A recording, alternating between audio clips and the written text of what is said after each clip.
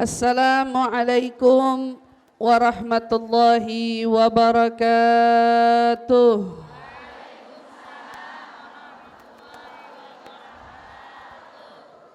Alhamdulillahi rabbil alamin.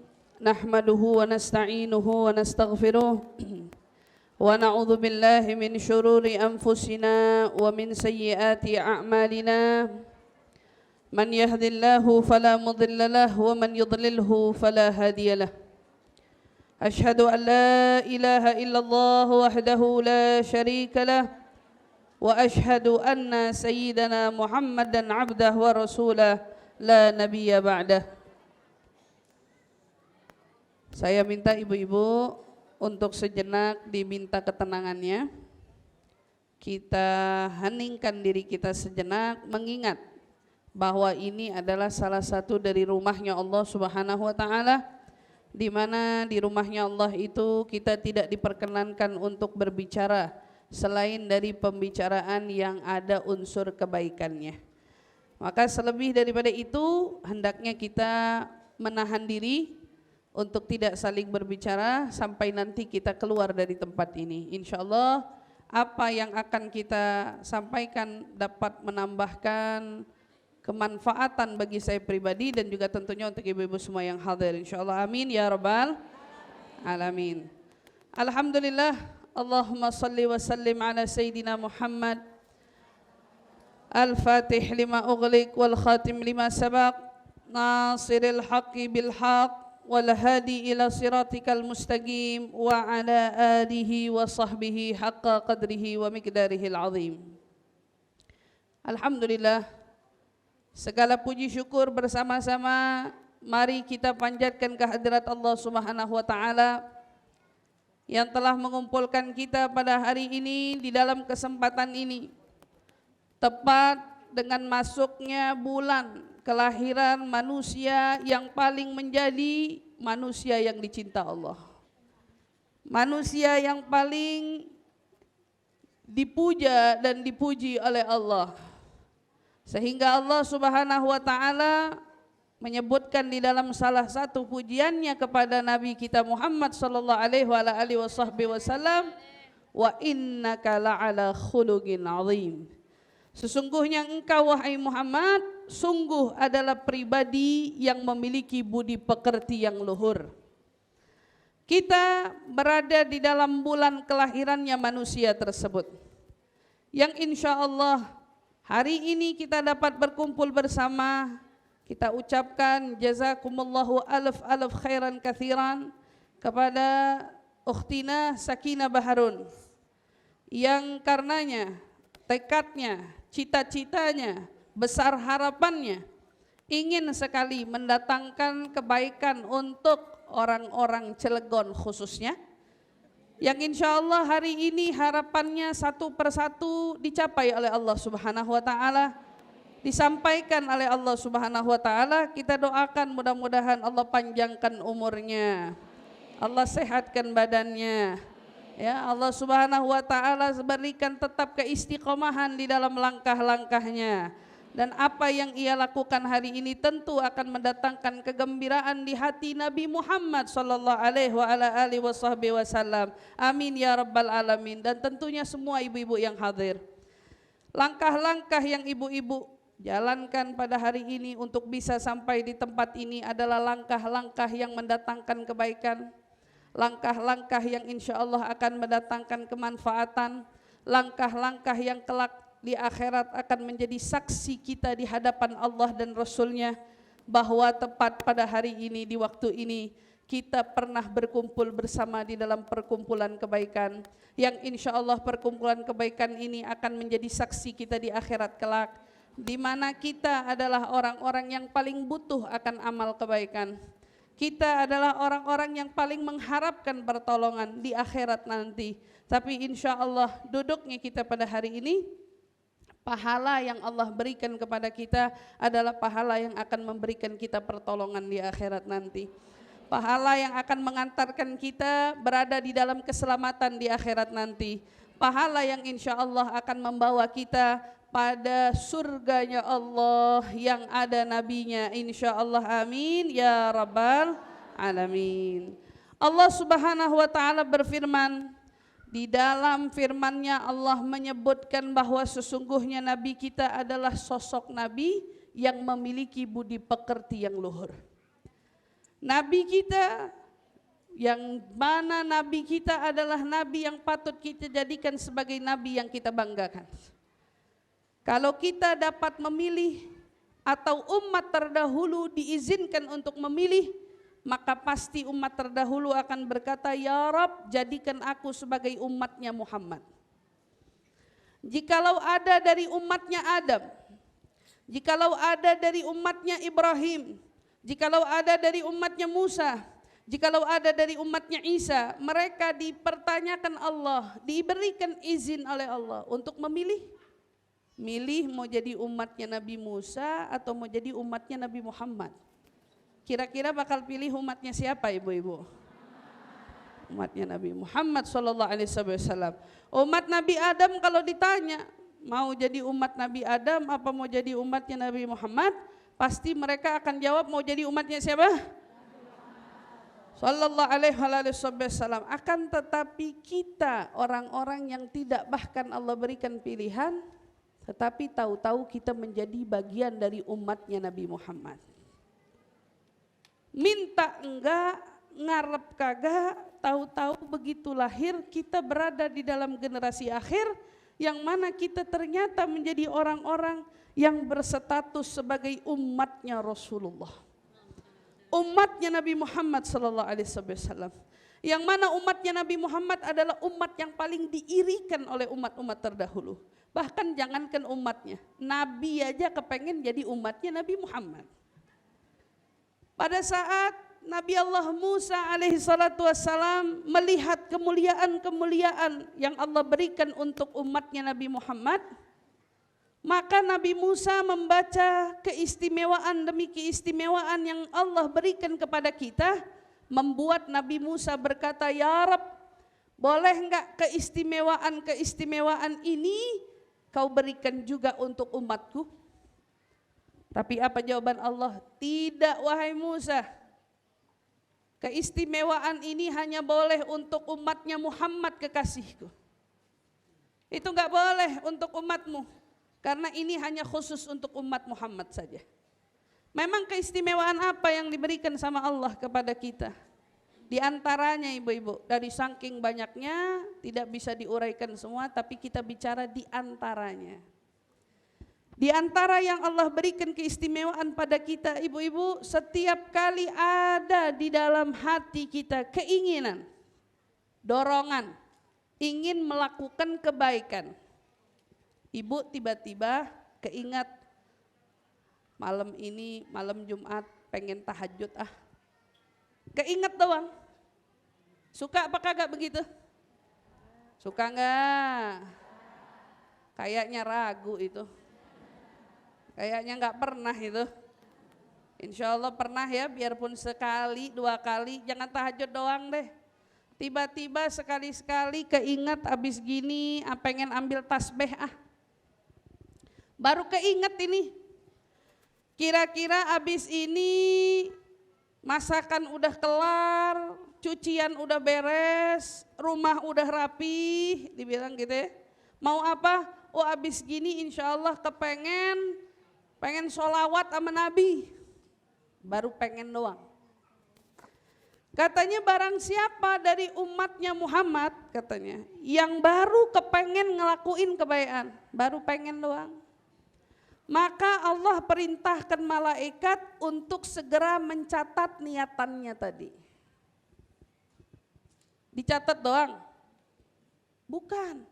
Tujuan untuk dicatat agar bisa diberikan pahalanya. Tuh Bu, baru niat. Ibu baru cuman kepengen. Kemarin dapat undangan dari Umi Sakinah.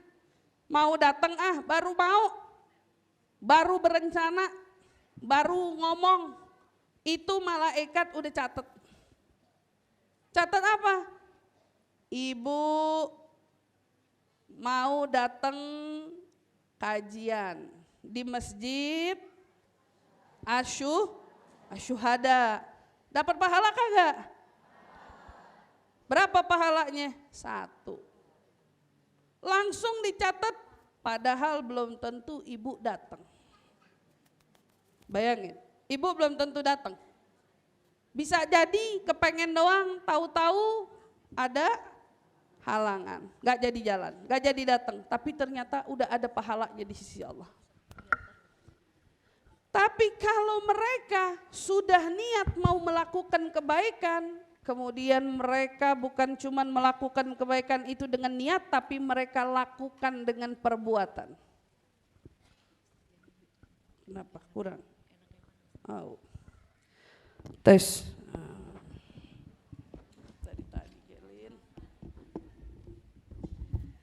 Katanya, kalau ibu sudah niat kemudian ibu lakukan. Masya Allah, malam-malam tiba-tiba keinget kayaknya lagi pengen punya banyak hajat, pengen sholat hajat pengen tahajud tahu-tahu subhanallah malam-malam kebangun beneran.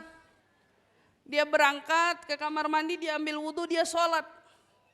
Begitu niatnya direalisasikan, dia lakukan, maka malaikat yang tadi mencatat 1, pahalanya berubah menjadi 10 kali lipat. Nih ibu yang udah niat mau datang ke sini nih kemarin, baru niat dicatat 1, begitu hari ini nyampe ke sini malaikat diperintahkan sama Allah catat, ganti catatannya 10 kali lipat pahalanya. Baik, itu 10 kali lipat langsung. Itu 1. Tetapi kata Allah bilang, Nabi Musa sambil baca di apa kitabnya Nabi Musa, Taurat, ya. Nabi Musa sambil baca kemudian, tetapi Allah menulis di situ, jikalau mereka punya niat untuk melakukan kemaksiatan, baru niat pengen maksiat, ntar sore teman-teman lagi pada ngumpul, katanya dengar-dengar mau ada gosip, ya, dengar-dengar ada gosip baru. Udah tahu kan kalau datang ke sana dapat gosip, udah tahu. Baru niat, temen ngechat, ntar sore datang nggak? Dateng katanya, panjang. Jawab dateng, niat banget. Malaikat tadi kan waktu niat mau ngerjain kebaikan disuruh catat, tapi begitu mau ngerjain keburukan, katanya apa Bu? Tahan dulu. Malaikat baru mau catat, baru niat mau katanya mau ngegosip, tak dulu kata Allah. Jangan dicatat dulu sampai betul-betul dia lakukan. Kalau sampai dia betul jalan, dudukan sama teman-temannya terus ngegosip, begitu dia ngegosip, kata Allah baru catat wahai malaikatku. Kata malaikat nanya, berapa catatnya ya Rob? Berapa nyatetnya? Kalau tadi baru niat dapat, kalau sekarang begitu niat langsung dicatat nggak? Enggak langsung dicatat. Tapi begitu dilakukan berapa dosanya? 1. Dosanya sama Allah nggak mau dilipat gandain. Allah catat cuma 1. Ini keistimewaan hanya Allah berikan untuk umatnya Nabi Muhammad Sallallahu alaihi wasallam. Ada orang kecapean malam, ya Allah lelah. Ternyata hari itu aktivitasnya begitu melelahkan. Malam-malam mau mulai tidurnya jam 2. Terus biasanya bangun subuh pasang alarm. Begitu dia kecapean, alarmnya matiin dulu dah. Matiin dulu, biar apa? Biar kagak dengar. Niatnya biar apa? Sholat subuhnya bablas. Niatnya biar apa? Niatnya biar ya udah kalau kebangun syukur, enggak ya udah. Niatnya begitu. Kan ada tuh yang begitu tuh, tapi di mana tahu, bukan di Cilegon kayaknya.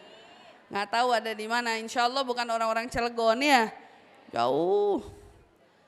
Kecapean kerja, malam-malam tidurnya jam 2, handphonenya yang biasanya pasang alarm bangun subuh dimatiin. Ya, dimatiin. Ketiduran, kan niat tadi. Kata Allah begitu malaikat mau catat, tahan dulu, jangan dicatat. Kalau betul-betul subuh datang dia nggak bangun, baru kau catat. Tapi kalau ternyata dia matiin alarm, subuh tetap kebangun, berarti dia nggak dosa. Tapi dari malam niatnya udah nggak bener. Mau lewatin sholat subuh. Apa kata Allah? Begitu sholat subuhnya kelewat, dosa besar, sengaja ninggalin sholat. Tapi sama Allah dicatat dosanya berapa? 1. Nabi Musa ibu-ibu, begitu baca ada keistimewaan ini untuk sebuah umat, untuk seorang umat. Maka Nabi Musa yang dikasih mukjizat sama Allah bisa bicara langsung sama Allah, berkata, ya Rabb, enak bener jadi umatnya Muhammad. Katanya cuman apa? Cuman soal niat. Yang baik dicatat, yang buruk enggak. Soal kebaikan, jika dilakukan dia diganjar 10 kali lipat. Adapun dosa dia hanya dicatat 1 kali saja. Kata Nabi Musa, ij'alhu min ummati. Jadiin keistimewaan ini juga untuk umatku. Allah jawab, tidak wahai Musa.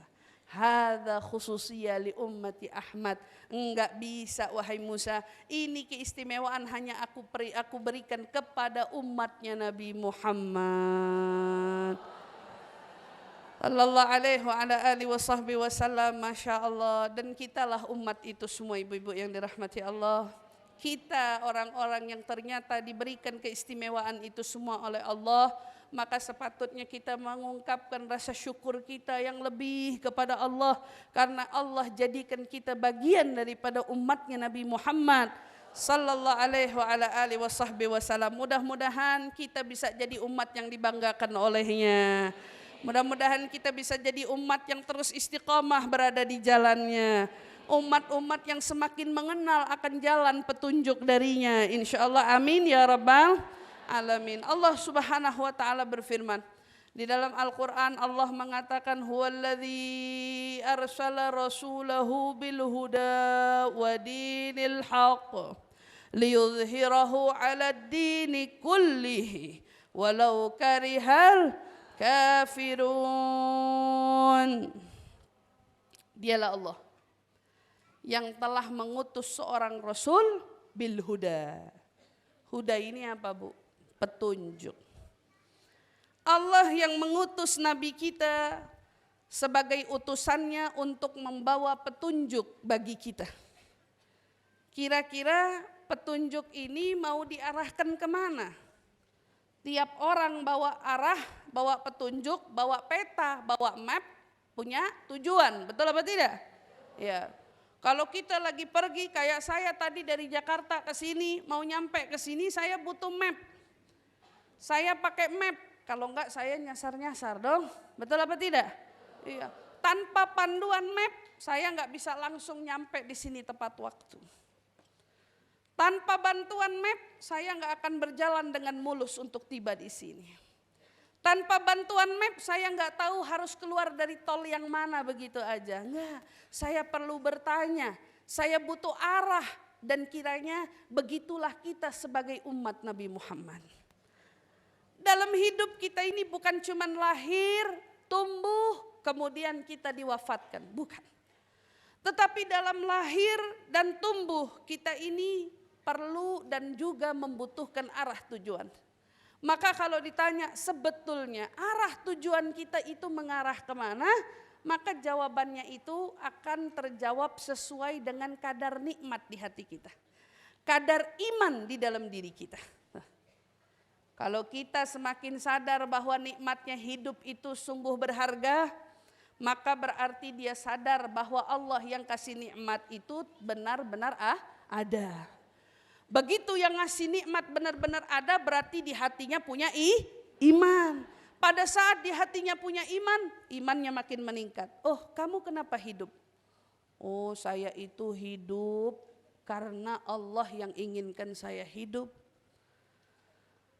Lalu kemudian mau kemana kau hidup? Nah, kadang-kadang orang akan stuck di sini, dia nggak tahu mau kemana.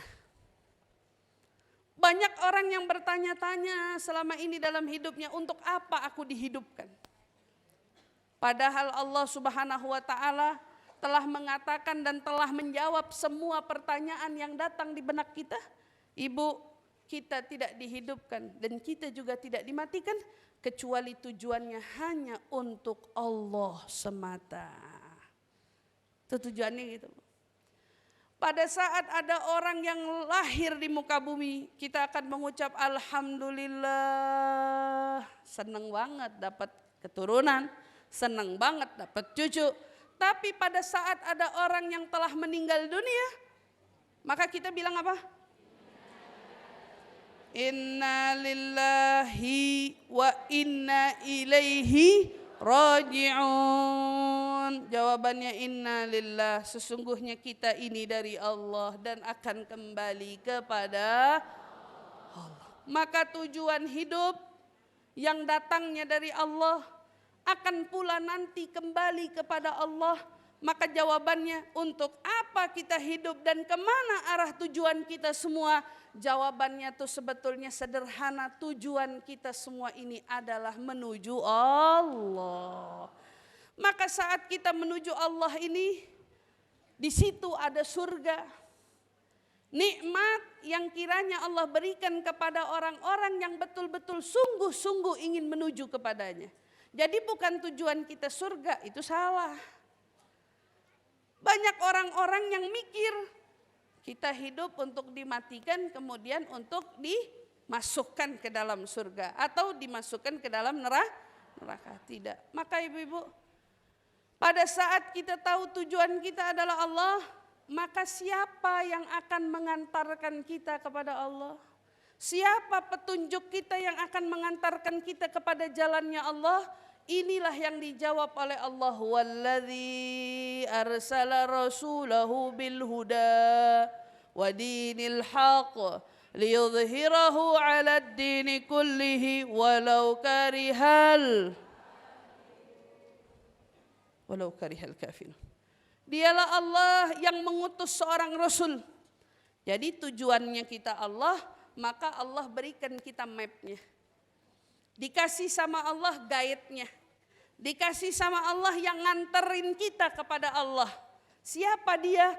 Utusannya, yaitu Nabi Muhammad sallallahu alaihi wa ala alihi wa sahbihi wasallam. Dialah sang pembawa kita yang menuju Allah, dengan petunjuknya kita bisa sampai kepada Allah. Nabi datang mengarahkan kita. Itu enggak boleh, itu jalannya salah. Jalan yang benar adalah ini, maka ayo ikuti aku. Kata Nabi, hidup begini enggak benar. Hidupnya siapa? Orang-orang kafir, orang-orang kufar, orang-orang yang enggak punya iman, orang-orang yang tidak sholat, orang-orang yang tidak berpuasa, orang-orang yang tidak menutup aurat, orang yang tidak menjaga mulutnya, tidak menjaga pandangannya, tidak menjaga telinganya. Dikasih tahu sama Nabi kita, itu enggak boleh. Itu bisa nganterin kamu bukan ke Allah, tapi itu bisa nganterin kamu kepada pintunya syaitan. Dikasih tahu jalannya bukan di situ, jalannya di sini. Ini jalan yang benar. Mari ikuti aku, kata Nabi. Diajakin sama Nabi. Tapi berapa banyak ternyata dari umat yang mau ikut panggilan ajakan Nabi. Maka Nabi adalah petunjuk kita. Maka kalau ditanya bagaimana caranya aku sampai kepada Allah, bagaimana caranya aku bisa sampai kepada jalannya Allah, ibu enggak usah jauh-jauh, ikutin jalannya Nabi Muhammad sallallahu alaihi wasallam. Selagi kamu ada di jalannya Nabi, berarti kamu tidaklah salah jalan. Tetapi bila mana kamu berada pada jalannya selain Nabi, maka kamu udah pasti akan salah jalan. Dan masalahnya di sana jalan itu cuma ada dua. Ada jalan menuju surga dan ada juga jalan menuju neraka. Orang yang ikut jalannya Nabi berarti dia ikut jalannya surga. Tetapi orang yang melanggar jalannya Nabi, maka mereka itu adalah orang-orang na'udzubillah yang akan tergiring ke jalannya neraka. Dan kita semua, kalau saya tanya ibu yang hadir, ibu kira-kira mau jalan yang mana? Jalan surga atau jalan neraka? Jalan sama Nabi atau jalan sama setan? Maka kalau mau jalan sama Nabi, hendaknya kita ikutin semua ajaran Nabi. Kata Nabi SAW, kullukum yadkhulunal jannata illa man aba. Setiap dari kalian itu nanti akan masuk ke surga kecuali yang nolak surga. Yang tidak mau surga, maka dia gak bakal dapat surga. Ada sahabat nanya Rasul, emang siapa yang gak mau surga? Kalau ditanya kita semua pengennya surga, emang ada orang yang gak mau surga? Maka dijawab oleh Nabi, ada orang yang gak mau surga. Siapa mereka? Man ata'ani dakhalal jannah wa man asani faqad aba. Orang yang taat sama saya, ikutin jalan saya, berarti dia nanti bakal masuk surga sama saya. Tapi orang yang nolak surga, yang tidak mau surga, mereka siapa? Yang tidak mau patuh akan arahan saya, tidak mau patuh akan perintah saya, maka mereka adalah kelompok golongan-golongan orang yang menolak surga. Jadi kuncinya ada pada taat kita sama Nabi. Kuncinya kita mau jalan menuju Allah, petunjuknya ada pada Nabi. Maka ibu-ibu semua, kita lihat bagaimana cerita-cerita para sahabat Nabi. Ibu, dulu sahabat Nabi itu berada di dalam kemaksiatan dan kelalaian. Bahkan zamannya mereka sebelum Nabi diutus, itu adalah zaman yang dijuluki dengan zaman kebodohan. Zaman jahiliyah. Kalau kita di zaman sekarang, kita cuma dibilang orang awam. Orang awam. Kalau orang awam itu orang gak paham. Kalau kita masuk ke satu daerah, ini daerah gak paham Nabi itu siapa, diajarin sholat, susah, diingetin untuk tutup aurat, susah. Itu disebut orang apa? Orang awam. Tapi dulu di zaman Nabi, para sahabatnya mereka hidup di zaman bukan awam, zaman jahiliyah. Mereka disebut dengan zamannya kebodohan. Orang-orang bodoh yang hidup di zaman yang bodoh. Gak ngerti. Saking gak ngertinya Bu, sampai mereka rela bunuh hidup-hidup bayi perempuan. Itu saking gak ngerti. Saking gak ngertinya, mereka rela ngambil haknya orang. Saking gak ngertinya, mereka rela sembarangan nidurin anak orang. Gak ngerti. Luar biasa, mereka betul-betul berada dalam kebodohan. Sampai datang ajaran Nabi, datang syariatnya Nabi, turun wahyu kepada Nabi. Mereka perlahan yang tadinya berada di dalam zona kebodohan, berangsur-angsur diajarkan oleh Nabi, dibimbing oleh Nabi, sampai yang tadinya mereka bodoh kemudian mereka berubah menjadi orang yang mengerti. Mereka orang yang tidak faham berubah menjadi orang yang faham. Itu kuncinya di mana Bu? Karena mereka mau untuk faham. Sekarang ibu-ibu, berapa banyak dari ibu-ibu tolong ya, yang pada mau angkat telepon, ada suara atau apa, mohon suaranya untuk di silent dulu. Kalau memang mau angkat telepon, lebih baik saya sarankan keluar dari masjid saja. Ya, dari masjid. Jangan diangkat dulu teleponnya, saya pesankan lagi mohon di silent handphonenya. Ya. Dulu seorang sahabat Nabi yang kita kenal dengan namanya Khalifah Rasulullah, Amirul Mukminin Umar ibn al-Khattab. Dulu itu pernah berkisah. Katanya Sayyidina Umar berkata, ya Rasulullah, saya ini punya 2 kejadian dalam hidup. Yang satu kalau saya ingat saya nangis, yang kedua kalau saya ingat saya ketawa. Adapun kisah kalau saya ingat saya nangis, kata Sayyidina Umar bilang, saya dulu pernah punya anak perempuan. Anak perempuan saya waktu lahir itu sama istri saya disembunyiin. Istri saya tidak mau ketahuan kalau ini anak perempuan, sampai saya pun nggak tahu kalau saya punya anak perempuan, kata Sayyidina Umar. Satu ketika saya lagi pergi berjalan dengan anak saya yang saya kira dia adalah putra, karena istri saya selalu pakaiin baju laki-laki, dipakein gamis, karena orang laki dulu mungkin gak ngurus anak-anaknya, jadi yang urus semuanya istrinya perempuan. Dia sampai gak tahu jenis kelamin anaknya sendiri. Di zaman itu zaman yang betul-betul sangat-sangat mengancam keselamatan wanita. Sayyidina Umar lagi jalan, bawa anak ke jalan-jalan, di tengah jalan anaknya bilang, ya Abatah, ayah saya kepengen kencing. Tuh bayangin, lagi jalan, wah saya pengen kencing. Maka kata Sayyidina Umar bilang, aku pun kemudian berhenti dari tungganganku, dari kudaku, turun membawa anakku minggir untuk dia kencing. Saat itu aku angkat pakaiannya, aku turunkan celananya. Betapa terkejutnya aku, ternyata anakku bukan laki-laki. Tuh bayangin, anakku bukan laki-laki. Aku begitu marah ya Rasulullah.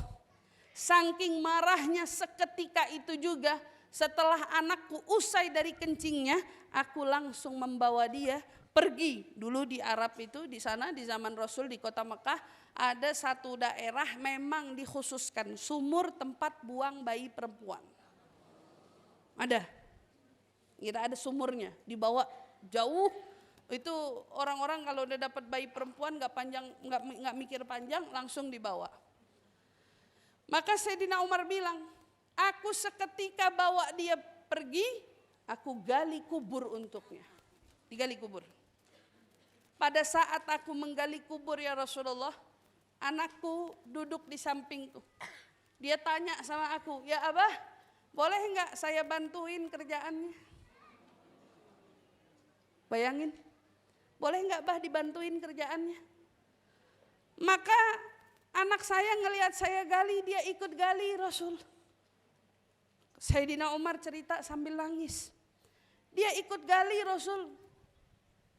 Sampai galian selesai. Aku tidak tahu setan apa yang merasuki diriku pada saat itu. Aku masukkan anakku tanpa perasaan ke dalam kuburan. Dan aku yang langsung melemparkan pasir demi pasir untuk menutup dirinya. Awalnya dia berteriak, ya Abah, jangan tinggalin saya. Sampai betul-betul pasir berhasil menutup kuburnya. Anakku pun sudah tidak lagi terdengar suaranya. Aku pun pergi meninggalkan dia begitu saja. Tega betul, kejam betul. Kata Sayyidina Umar, setiap kali aku teringat peristiwa itu, aku menangis menyesal ya Rasulullah. Karena aku gak tahu bakal menghadap Allah saat Allah bertanya kepadaku, kenapa semua bayi perempuan yang dulu pernah terbunuh oleh bapak-bapaknya, kelak di akhirat sama Allah dibangkitkan. Mereka akan bertanya kepada para bapaknya, kenapa kalian bunuh saya? Kenapa kalian bunuh kita? Emangnya kita punya dosa apa? Tuh bayi-bayi itu bakal nanya. Kata Sayyidina Umar, setiap kali aku mengingat peristiwa itu aku menangis ya Rasulullah.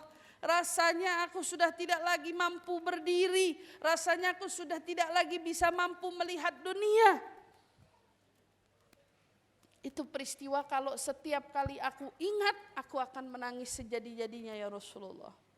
Kata Rasulullah, lalu ada pun peristiwa yang selalu membuatmu tersenyum wahai Umar? Peristiwa yang setiap kali kau ingat lalu membuatmu tertawa. Maka Sayyidina Umar berkata, ya Rasulullah, dulu kalau lagi datang musim panas, korma lagi pada mateng. Korma mateng-mateng, saya pun panen. Korma begitu diambil jatuh satu persatu, saya kumpulin. Saya dengan kreativitas saya bikin patung berhala dari korma. Saya bikin patung berhala. Setelah patung berhala jadi dari korma, tiap kali aku datang aku sujud di hadapannya. Tiap kali aku datang masuk ke rumah aku sujud di hadapannya. Sampai datang satu waktu masa panen korma sudah habis dan kita pun mulai kekurangan makanan. Kita udah mulai kekurangan makanan, kata Sayyidina Umar bilang. Ya, apa yang terjadi? Sayyidina Umar kemudian bilang, sampai datang satu waktu aku sudah tidak lagi dapat menahan laparku wahai Rasul. Tiap kali rasa lapar datang ku pandangin itu patung kurma. Kata Sayyidina Umar bilang, aku pandangin itu patung kurma, makan enggak, makan. Sampai akhirnya aku udah enggak kuat lagi, aku pretelin satu-satu. Hidungnya, matanya, kupingnya, tangannya, sampai udah enggak berbentuk lagi patung, bahkan kurma itu habis aku lahap dengan sendirinya.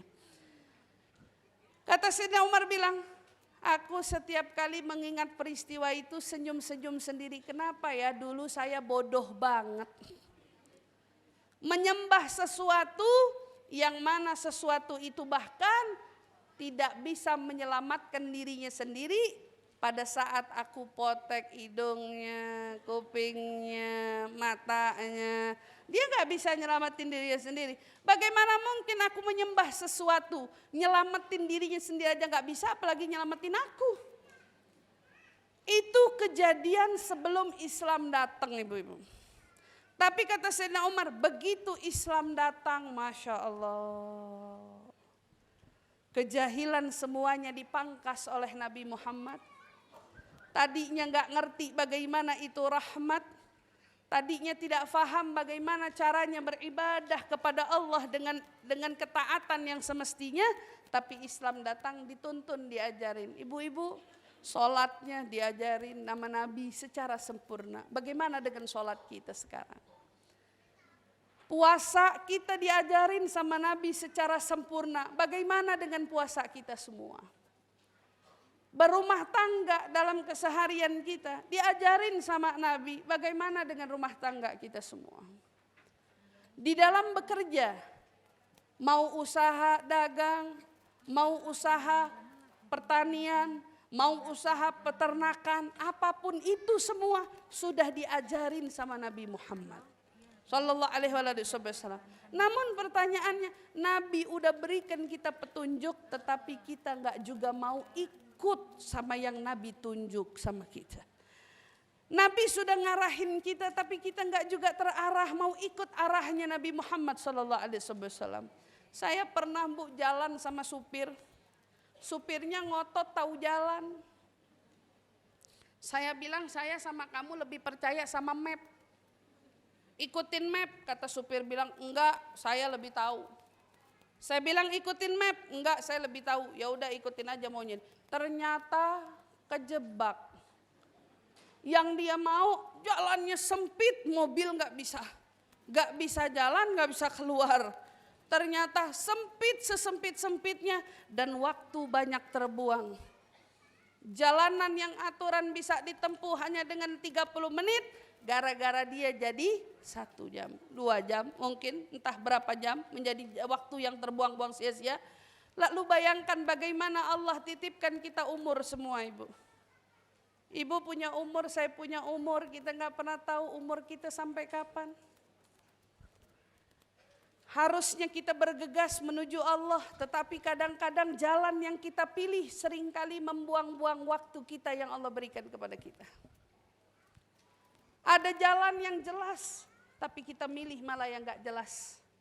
Ada jalan yang benar, diajarin sama Nabi, tapi kadang kita lebih senang nontonin orang lain yang tidak bertakwa seperti takwanya Nabi. Kita lebih senang lihat orang-orang bahkan yang cuman majangin dirinya di sosial media. Kita lebih senang nontonin orang kadang-kadang yang cuman majangin dirinya di televisi. Kita tontonin hidup mereka. Bahkan kadang-kadang mereka kita tahu lagi di mana, punya anak berapa, tinggalnya di mana. Tapi herannya, siapa dari kita yang mau cari tahu tentang Nabi kita Muhammad SAW? Ibu-ibu, tadi yang dibaca sebelum saya tausiah, itu maulid Nabi. Maulid Nabi itu, Bu, dari awal sampai akhir dibaca, itu adalah proses perjalanan hidupnya Nabi. Dari beliau lahir di muka bumi sampai beliau dikembalikan, diambil oleh Allah Subhanahu wa taala. Proses hidup itu berapa banyak dari kita yang tahu? Berapa banyak dari kita yang kenal? Bagaimana Nabi dulu dilahirkan? Seperti apa peristiwa yang terjadi pada saat Nabi dilahirkan? Ibu pernah dengar bahwa ternyata begitu hari Nabi dilahirkan, langitnya kota Mekah itu terang benderang sampai apa, Bu? Jangankan orang Cilegon lihat Lampung. Orang Cilegon lihat Lampung mah kedeketan. Ini Mekah lihat Roma. Mekah lihat benua Eropa. Udah bukan cuman lewatin laut, ini lewat benua. Ibaratnya kayak kita di Serang bisa ngelihat Australia. Kita bisa lihat luar negeri. Duduk di sini tapi saking terangnya langit, kita bisa lihat bangunan yang ada di sana. Dulu waktu Nabi lahirnya di Mekah, tapi langit Mekah terang menderang. Sampai ada sebuah syair yang mengisyaratkan dengan kelahirannya, wulidal huda fal kainatu diyauhu. Katanya pada saat kelahiran al-huda, sang pemberi petunjuk, apa yang terjadi? Semesta alam ini dipenuhi dengan cahaya yang terang benderang. Saya mau tanya sama ibu-ibu, kelahiran siapa? Dari artis-artis, selebgram, atau siapapun tokoh-tokoh yang selama ini menjadi tontonan kita, yang lahirnya bikin langit terang benderang. Anda apa kagak? Siapa dari mereka yang mungkin langit tidak terang? Oke lah, yang tiba-tiba pada saat lahir, subhanallah, matanya bukan dipenuhi dengan air ketuban, tubuhnya bukan dipenuhi dengan darah dan kotoran, tapi justru begitu dilahirkan, matanya sudah bersih bercelak, pusar talinya sudah terputus dengan sendirinya, dan lebih parahnya lagi, kemaluannya sudah terkhitan dengan sendirinya. Saya mau tanya, dari artis, selebgram, atau tokoh siapapun yang sering dipuja-puja oleh kita, siapa dari mereka yang lahirnya punya cerita? Tahu-tahu dia lahir katanya matanya udah ada celaknya. Ada apa tidak? Atau mungkin tahu-tahu dia lahir ternyata dia sudah terkhitan. Ada atau tidak?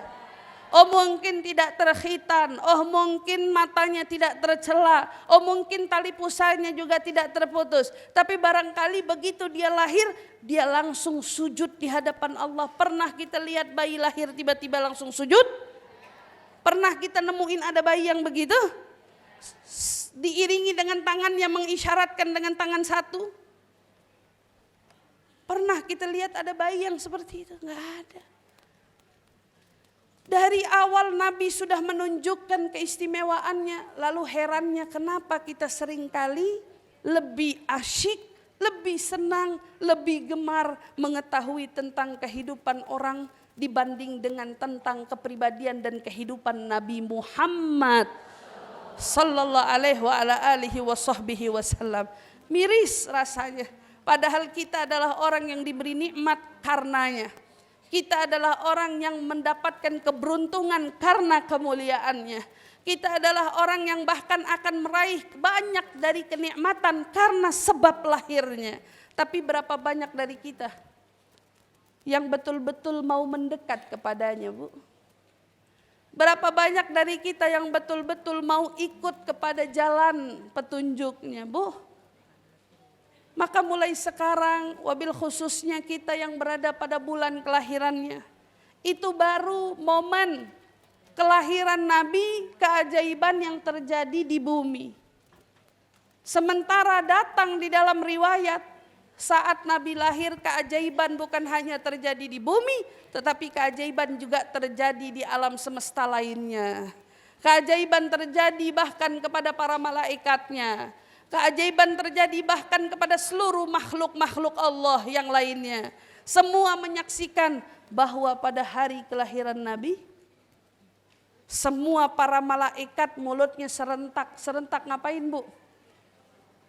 Tahlilan wa tamjidan wa istighfara. Apa bacaannya? Subhanallah walhamdulillah wa la ilaha illallah wallahu akbar.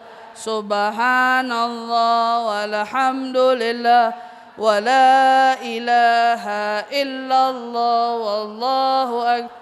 Subhanallah walhamdulillah wa la ilaha illallah wallahu akbar. Semua makhluk Allah, semua dari malaikatnya Allah, bahkan semua binatang-binatang yang ada di lautan maupun yang ada di daratan, pada malam itu semua berkumandang dengan kumandang yang tadi kita kumandangkan. Semua berseru dengan penuh sukacita bahagia dengan lahirnya manusia termulia Nabi Muhammad sallallahu alaihi wasallam. Apa cuman itu? Enggak, Bu. Kita kalau ngelihat ada gempa, getaran gempa, skala Richternya udah sampai di angka 6 aja, getarannya kuat apa kagak? Getarannya udah sampai di angka 7, bangunan-bangunan pada runtuh apa tidak? Kalau sampai angka 8 gimana jadinya? Sampai angka 9 gimana jadinya? Sampai angka 10 gimana jadinya? Itu baru sedikit dari bagian bumi yang bergeser. Ibu pernah kebayang gak kalau yang bergetar arsy-Nya Allah? Arsy-Nya Allah bergetar saat lahirnya Nabi Muhammad. Arsy-Nya Allah bergetar karena bersukacita dengan lahirnya Nabi Muhammad. Makanya kita yang ngaku bahwa kita ini cinta sama Nabi, kita yang ngaku kalau kita ini beruntung menjadi umatnya Nabi, harus bersukacita pada hari lahirnya Nabi. Harus berbahagia dengan hari lahirnya Nabi. Dan di antara kebahagiaan yang kita berikan, salah satunya adalah dengan kita berkumpul membaca dari perjalanan hidupnya Nabi. Makanya mungkin ibu-ibu belum tahu yang dibaca tadi apa. Betul apa tidak? Enggak paham juga ustazah, soalnya pakai bahasa Arab. Iya apa enggak? Enggak apa-apa, Bu. Sehari kali pertama ini baru dengar. Besok pelan-pelan saya berharap satu kota Cilegon mulai cinta sama Maulid Nabi. Yang tadinya nggak bisa baca Maulid jadi pada pinter baca Maulid. Habis pada pinter baca Maulid nanti rasain satu kota Cilegon hatinya dipenuhi dengan keberkahan dari Nabi Muhammad sallallahu alaihi wasallam. Gara-gara apa? Gara-gara kota Cilegon, orang-orang yang hidup di dalamnya, yang tinggal di dalamnya adalah orang-orang yang cinta kepada Nabi Muhammad sallallahu alaihi wasallam. Ibu-ibu yang dirahmati Allah, di kota Mekah ada seorang doktor, profesor, alim ulama terkemuka. Dari usianya 15 tahun, beliau sudah diizinkan untuk mengajar di Masjidil Haram. Umurnya 15 tahun. Beliau sudah diizinkan untuk mengajar di Masjidil Haram. Ya. Beliau ini kalau datang bulan Rabiul Awal, ini beliau kalau datang bulan Rabiul Awal, semua bacaan maulid. Maulid itu ada banyak, Bu. Kalau yang hari ini dibaca itu namanya Maulid Al-Habsyi. Maulid ada banyak. Itu semua maulid sama beliau dibaca. Maulid Habsyi, Maulid Diba, Maulid Barzanji, ya, Maulid Syarafal Anam. Semua maulid sama dia dibaca. Semua. Itu emang hobinya. Dari cintanya sama Nabi sampai beliau itu dimusuhin sama orang-orang yang tinggal di kota Mekah. Gara-gara baca maulid. Gara-gara baca maulid. Semakin tahun beliau semakin tinggi ilmunya, semakin luas sampai beliau mendapat julukan profesor doktor. Emang gak sembarangan ini. Ini orang pinter, orang alim. Semakin hari beliau mengarang tulisan, menerangkan kepada orang betapa pentingnya mengenal Nabi.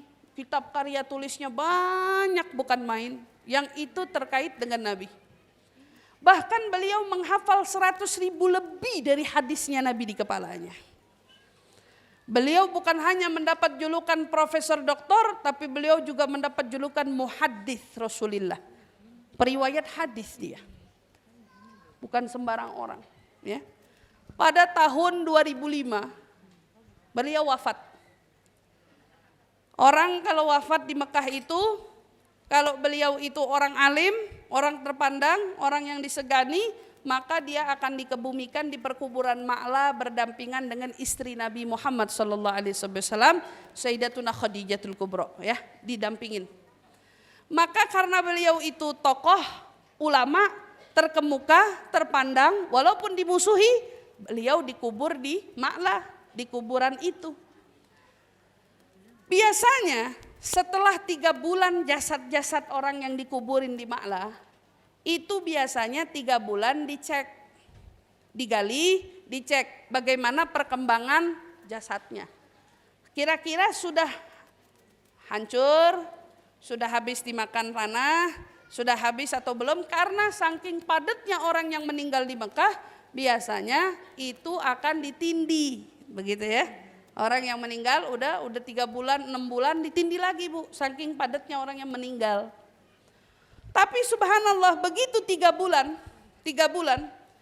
beliau wafat, digali kuburnya, jasadnya kayak baru kemarin meninggal. Masih utuh, kain kafannya putih bersih, tidak ternoda. Wangi bukan main, maka diputusin sama orang-orang sekitar. Oh udah kalau gitu kita diamin dulu, kita lihat sampai 6 bulan nanti ke depan. Begitu 6 bulan, digali lagi. Dilihat, ternyata kayak baru meninggal kemarin. Kain putihnya bersih, enggak bernoda sedikit pun, jasadnya boro-boro bau, wangi semerbak luar biasa. Oke. Setelah 6 bulan, kata orang yang bilang ya udah kita tungguin deh setahun. Mungkin setahun kali baru habis, baru lapuk gitu ya ibaratnya. Begitu setahun dibuka, utuh lagi. Kain kafannya tidak bergerak sedikit pun, bahkan putih, bersih, gak bernoda. Jasadnya masih utuh, layaknya baru meninggal kemarin hari. Baru meninggal. Setelah setahun, ditunggu 2 tahun, ternyata setelah 2 tahun diperlihatkan masih utuh juga jenazahnya.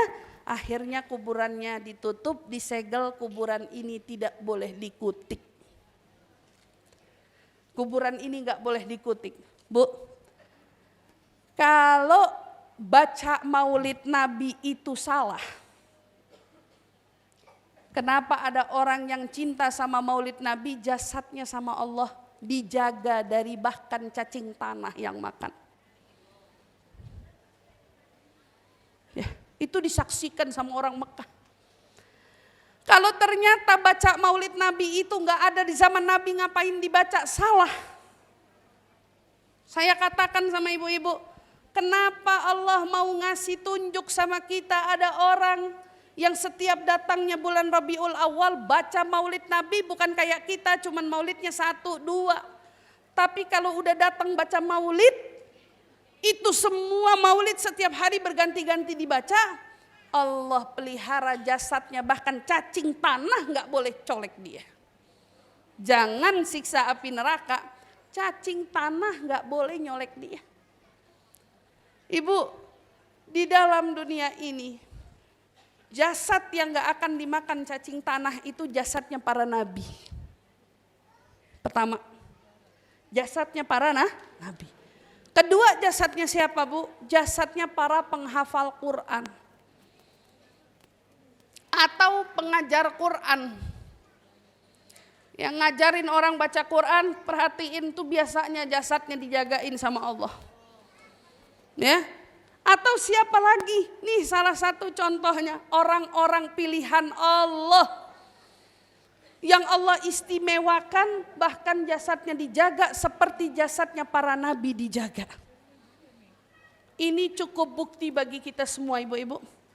Yes, dengan adanya apa yang kita lihat, ini kejadian belum lama dan ini kejadian nyata. Sampai sekarang jasad beliau nggak ditindih oleh siapapun juga. Kenapa? Karena setiap kali digali jasadnya utuh terus. Dan ini nikmat dan ini menjadi kabar gembira bagi kita. Orang Cilegon yang belum kenal maulid, yuk kenalan sama maulid. Yuk cari tahu bagaimana caranya baca maulid biar pada bisa paham, bisa ngerti baca maulid. Orang-orang Cilegon yang belum cinta sama Nabi, yuk kenalan sama Nabi. Bagaimana caranya bisa kenal sama Nabi? Ayo datang majelis-majelis ilmu yang nerangin kita tentang Nabi. Orang Cilegon yang belum kenal Allah, yuk kenalan sama Allah. Bagaimana cara kenal sama Allah? Ayo kenalan sama Allah lewat pintunya Nabi. Karena kalau kita mau kenal sama Allah begitu aja, Allah yang bilang, "Walladzi arsala rasulahu bil huda wa dinil haq liyudhhirahu 'alad dini kullihi walau karihal kafirun." Dah, Allah udah bilang, saya utus seorang rasul buat ngasih kamu petunjuk. Dari petunjuk itu kamu diajak, dari petunjuk itu kamu digiring, dari petunjuk itu kamu dibawa, dari petunjuk itu kamu akan diarahkan. Seorang ulama Ibnul Mubarak beliau berkata apa? Kullu tariqu ilallahi masdudah. Jalan menuju Allah itu akan tersendat kecuali jalannya kamu lewat Nabi Muhammad. Ustazah kata siapa? Ini kata Allah di Al-Quran, bukan kata saya. Gimana saya mau ngada-ngada orang Allah yang bilang? Maka kita yang hadir di sini sekarang, Masya Allah, mudah-mudahan keberkahan, kemuliaan Nabi Muhammad menjadi sebab Allah ampunin dosa-dosa kita.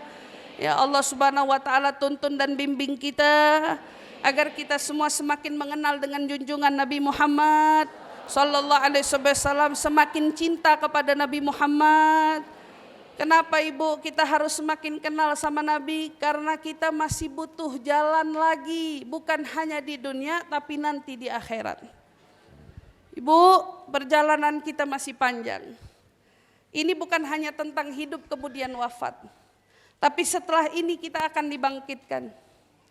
Pada saat kita dibangkitkan, semua orang akan dikumpulkan dari zaman Nabi Adam sampai akhir kiamat nanti. Allah kumpulin semua orang, Allah kumpulin semua manusia dari zaman Nabi Adam sampai akhir zaman. Satu persatu mereka akan diadili dan di Allah Subhanahu wa Ta'ala akan sidang. Bu, siapa dari kita yang sanggup menghadapi sidangnya Allah? Ada seorang murid datang kepada gurunya, wahai guru, apa kehidupan yang ada setelah kematian? Maka gurunya menjawab, setelah kematian kau akan berjumpa dengan alam akhirat. Di alam akhirat kelak semua orang akan dibangkitkan dan dikumpulkan oleh Allah Subhanahu wa Ta'ala. Ibu-ibu yang dirahmati Allah, dikumpulin. Apa yang bakal kau lihat? Muridnya nanya, apa yang bakal kau lihat wahai guru? Yang akan kau lihat? Kau akan lihat matahari mendekat. Matahari ditarik sama Allah. Matahari diturunin sama Allah. Bu, sekarang kita hujan baru ditunda doang.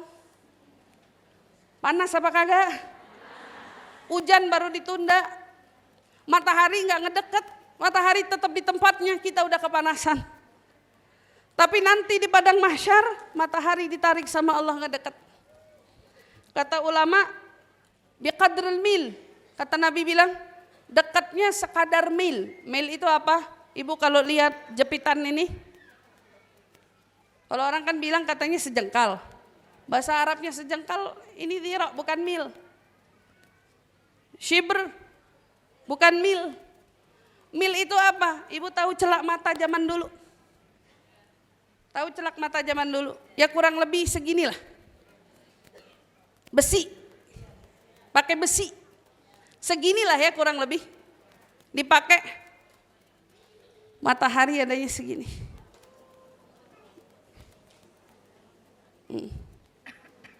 Matahari segini, Bu. Kata muridnya bertanya, wahai Syekh, kalau matahari segitu bagaimana kita? Syekhnya bilang, kalian akan bercucuran dengan keringat. Ada yang keringatnya hanya sampai di mata kakinya. Ada yang sampai dengkulnya. Ada yang sampai pinggulnya. Ada yang sampai pusarnya, dadanya, bahkan ada juga yang tenggelam oleh keringatnya. Hari itu tidak ada naungan kecuali Allah yang ingin memberi naungannya. Tidak ada tenda, tidak ada tempat berteduh kecuali Allah yang mengizinkan kita untuk berteduh di sana. Kemudian apalagi yang terjadi? Pada hari itu semua orang akan sibuk dengan urusannya masing-masing. Semua orang akan sibuk dengan ketakutannya masing-masing. Bahkan saking sibuknya, jangankan kalian orang tua, anak kecil yang masih bayi pun akan berubah rambutnya yang hitam beruban menjadi putih. Dari saking apa? Takutnya dengan keadaan itu. Allah yang katakan hari di mana bayi beruban. Anak bayi beruban. Karena saking takutnya. Kalau kita zaman sekarang makin berumur baru beruban. Karena mulai banyak pikiran. Pernah lihat anak kecil beruban? Tapi nanti di akhirat kita bakal lihat anak kecil beruban. Semua sibuk dengan urusannya masing-masing. Lalu kata muridnya bilang, apa yang dilakukan para nabi di sana? Kata gurunya bilang, semua nabi sama. Hari itu kita berbondong-bondong akan datang kepada bapak kita semua, Nabi Allah Adam alaihissalatu wassalam. Kita semua akan datang berbondong kepada Nabi Adam, tapi sayang sekali Nabi Adam berkata, urus diri kalian sendiri, aku sendiri saja punya dosa. Aku sendiri saja dikeluarkan Allah dari surga, aku punya dosa, urus diri kalian sendiri-sendiri. Datanglah kemana? Datanglah kepada anakku Ibrahim, kata Nabi Adam. Semua manusia akan datang kepada Nabi Allah Ibrahim. Kenapa? Katanya Nabi Ibrahim itu Khalilullah. Kekasihnya Allah, kecintaannya Allah datang. Datang semua orang kepada Nabi Ibrahim. Nabi Ibrahim berkata, kenapa kalian datang kepadaku? Walaupun aku kekasih Allah, tapi aku gak pernah berbicara langsung dengan Allah. Gak. Hari ini urus diri kalian masing-masing. Kata Nabi Ibrahim bilang, jangan datang kepadaku, datanglah kepada Musa. Musa lebih mulia daripada aku. Dia bisa berbicara langsung dengan Allah tanpa perantara. Semua umat manusia datang ke Nabi Musa.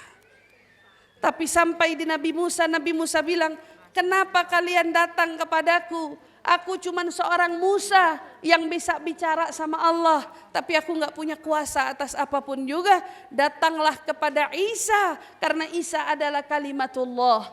Isa itu punya julukan kalimatnya Allah. Muridnya nanya, kenapa Isa dijulukin kalimatnya Allah?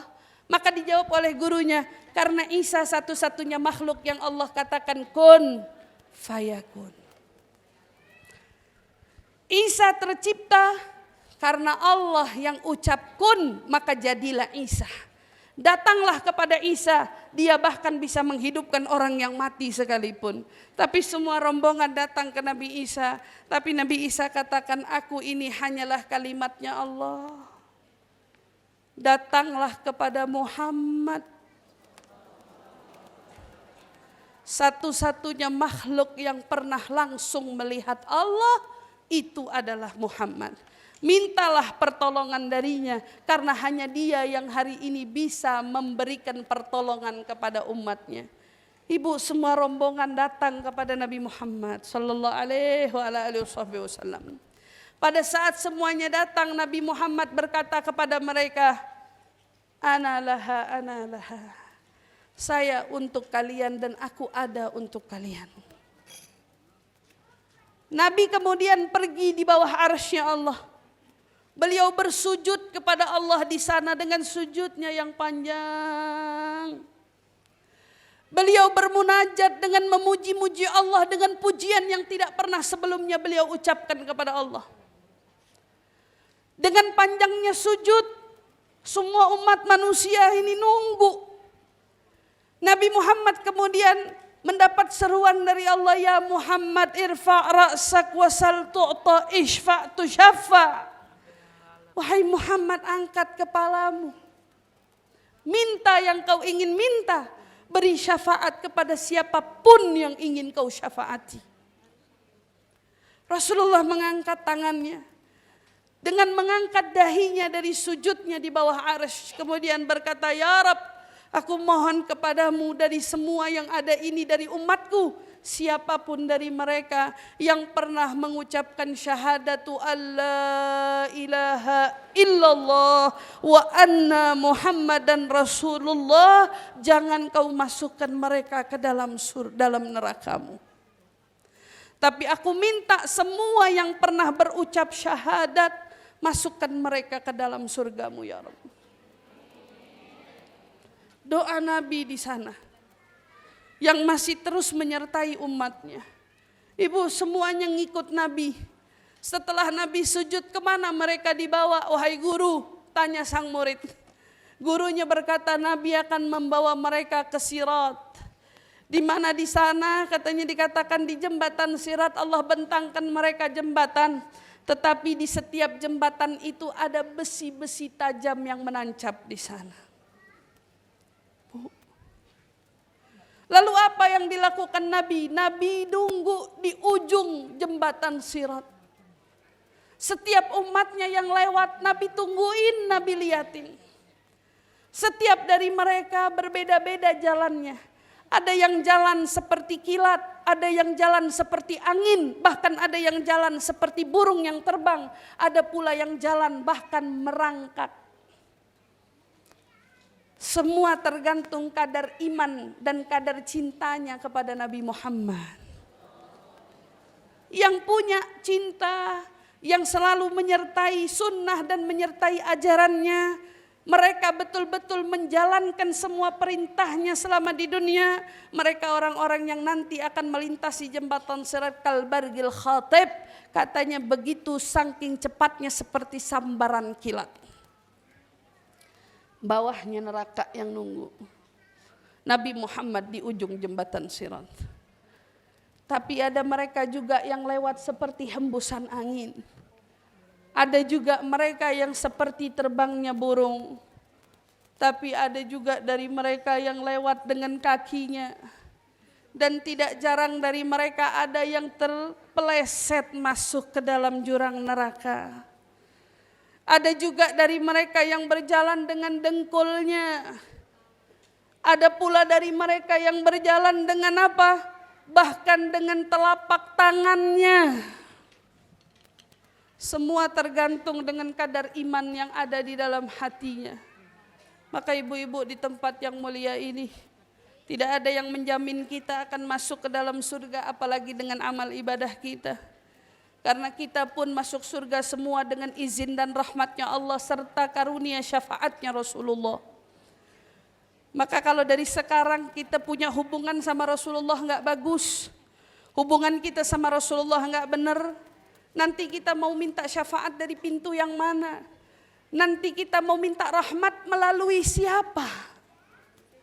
Dari sekarang ayo kita pasang niat, kita pengen berubah, kita pengen ikutin jalan Nabi Muhammad.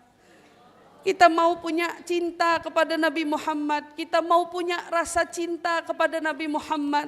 Maka Nabi Muhammad yang berdiri di jembatan Sirat, lisannya tidak berhenti berucap, Ya Rabbi salim salim, Ya Rabbi salim salim, Ya Rabbi salim salim.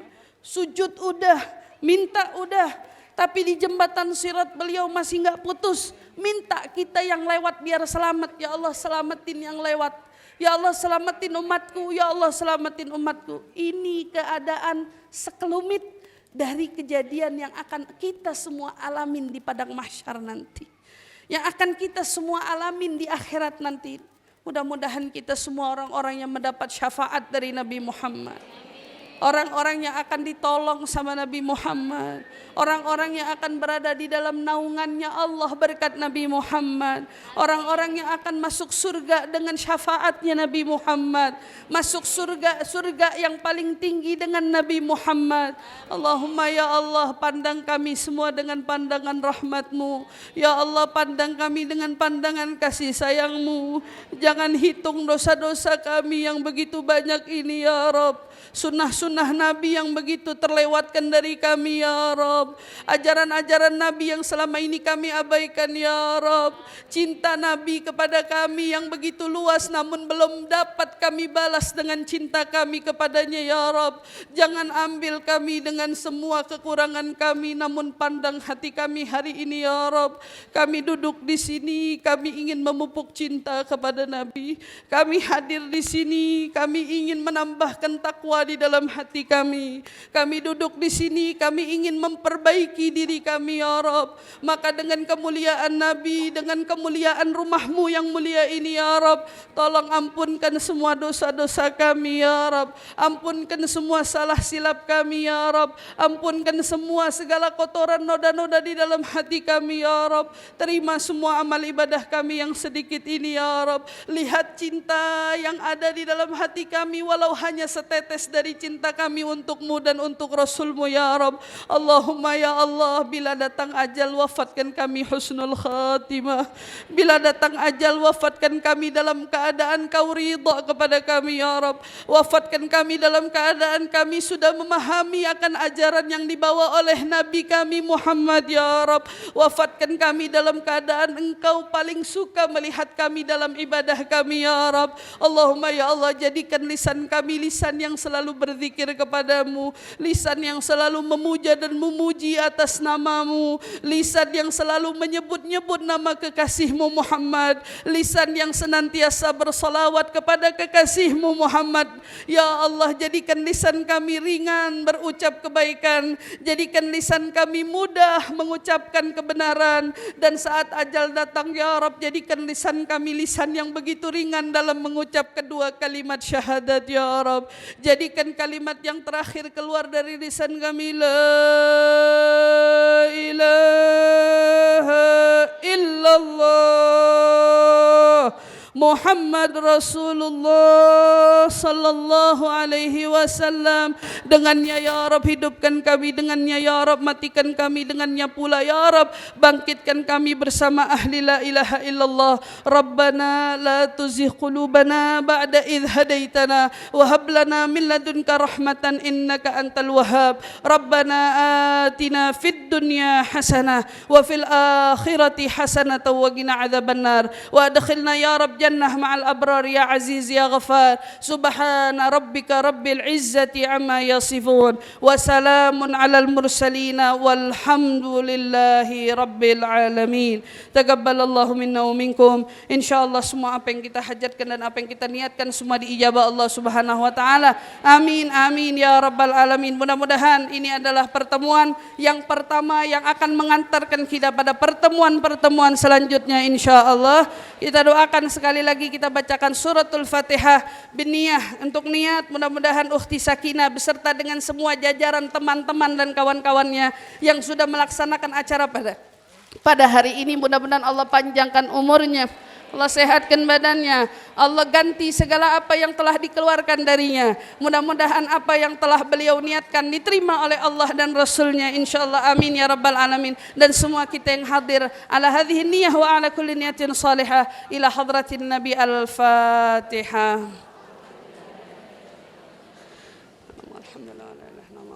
Alhamdulillah. Maliki yaumiddin. Amin amin amin ya rabbal alamin wa ya mujibas sa'ilin.